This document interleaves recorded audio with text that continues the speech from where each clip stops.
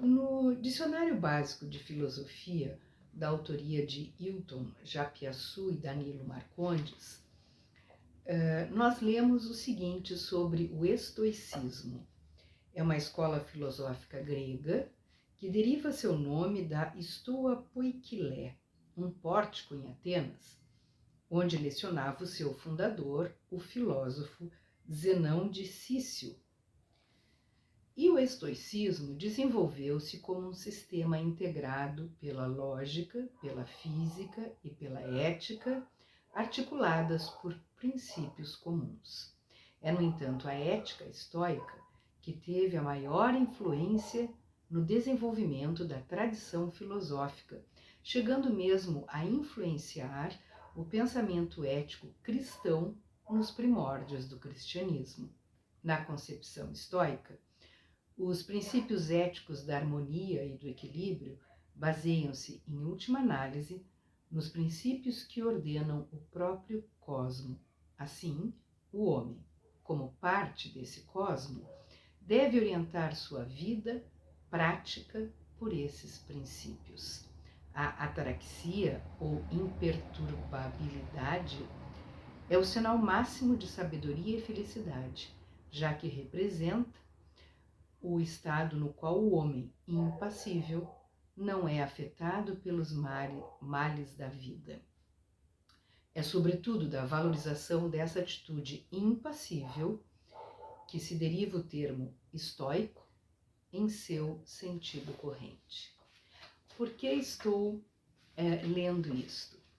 Porque vamos tratar de um livro baseado no pensamento do filósofo Epicteto, que é um filósofo estoico de origem grega, inicialmente escravo, depois de liberto, ensinou filosofia em Roma. Ao contrário dos primeiros filósofos estoicos que partiam do estudo da natureza, Epicteto deu maior ênfase à moral, defendendo a liberdade humana enquanto liberdade de pensamento e afirmando que nada nos pode constranger a reconhecer como verdadeiro aquilo que consideramos falso. A sabedoria e a felicidade estariam, portanto, na aceitação da ordem natural das coisas, tais como são e como foram criadas por Deus, sendo assim a melhor ordem possível. Então, para aqueles que gostam de filosofia, ou para aqueles que gostariam de conhecer um pouco dos primórdios da filosofia, o livro que trago hoje na salita de leitura é A Arte de Viver. Epicteto, uma nova interpretação de Sharon Lebel. O manual clássico da virtude, felicidade e sabedoria. Como é uma interpretação de uma pessoa, nós temos às vezes aqui algo que lembra até uma autoajuda. No entanto, no prólogo nós lemos o seguinte: procurando se manter fiel ao espírito democrático e despojado da doutrina de Epicteto, esse livro resume as ideias-chave do grande filósofo do estoicismo e utiliza linguagem e imagens simples apropriadas aos dias de hoje. Para apresentar os ensinamentos de Epicteto de maneira mais direta e proveitosa possível, selecionei, interpretei e improvisei, a partir das ideias contidas no Enchiridion e nos discursos, os únicos documentos ainda existentes que resumem sua filosofia. Meu objetivo foi transmitir o espírito autêntico e não necessariamente o texto literal de Epicteto. Para tanto, consultei as diversas traduções de seus ensinamentos e, em seguida, dei livre expressão ao que acho que ele teria dito hoje. Na verdade, as grandes perguntas de Epicteto foram como viver uma vida plena e feliz e como ser uma pessoa com qualidades morais. Segundo a introdução aqui do livro, Epicteto acreditava que a meta principal da filosofia é ajudar as pessoas comuns a enfrentar positivamente os desafios cotidianos e a lidar com as inevitáveis perdas, decepções e mágoas de vida. Para o Epicteto, vida feliz e vida virtuosa são sinônimos.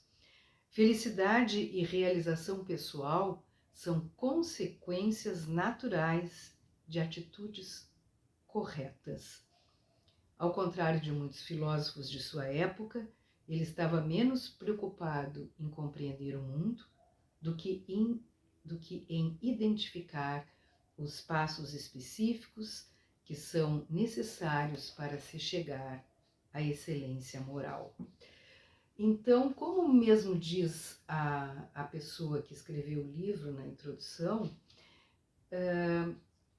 e muitas vezes o que nós temos aqui é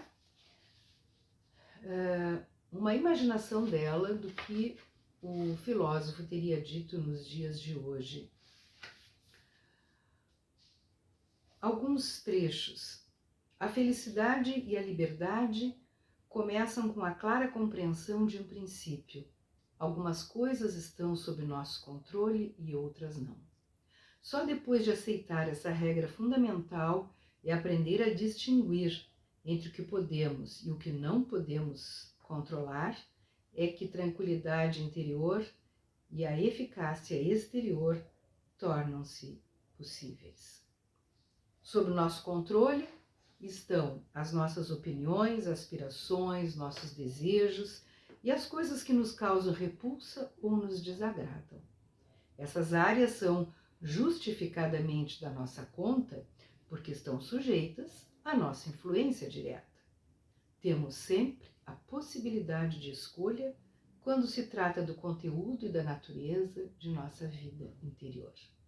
Fora de nosso controle, entretanto, estão coisas como o tipo de corpo que temos, se nascemos ricos ou se tiramos a sorte grande e enriquecemos de repente, a maneira como somos vistos pelos outros ou qual é a nossa posição na sociedade.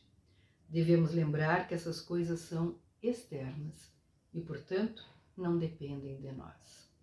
Tentar controlar ou mudar o que não podemos só resulta em aflição e angústia.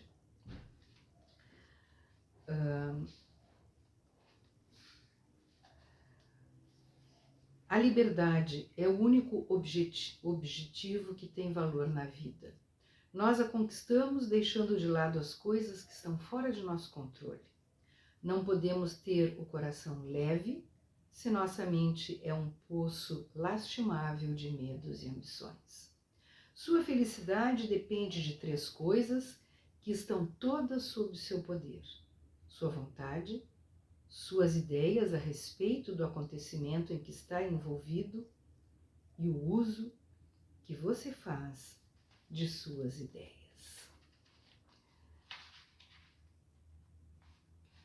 Dá-se muita atenção à importância moral de nossas ações e de seus efeitos. Os que procuram viver uma vida mais elevada passam também a compreender o poder moral de nossas palavras, tantas vezes esquecido. Um dos sinais distintivos mais claros da vida moral é o discurso correto. O aperfeiçoamento do nosso discurso é um dos princípios básicos de um programa espiritual autêntico. O falatório vazio é um desrespeito aos outros. A exposição inconsequente da sua intimidade é um desrespeito a você mesmo. Bem, terminadas as páginas em que se faz uma releitura das ideias de Epicteto, vem uma parte final intitulada Ensinamentos Essenciais sobre Virtude, Felicidade e Tranquilidade, onde há então um resgate de alguns temas caros à filosofia, que são bastante interessantes da forma como eles são expostos. Então, se você se interessa por filosofia ou gostaria de ler alguma coisa sobre A Arte de Viver, o Manual Clássico da Virtude, Felicidade e Sabedoria, de Epicteto, uma nova interpretação de Sharon Lebel, editora, vamos achar aqui, editora Sextante. Boa leitura.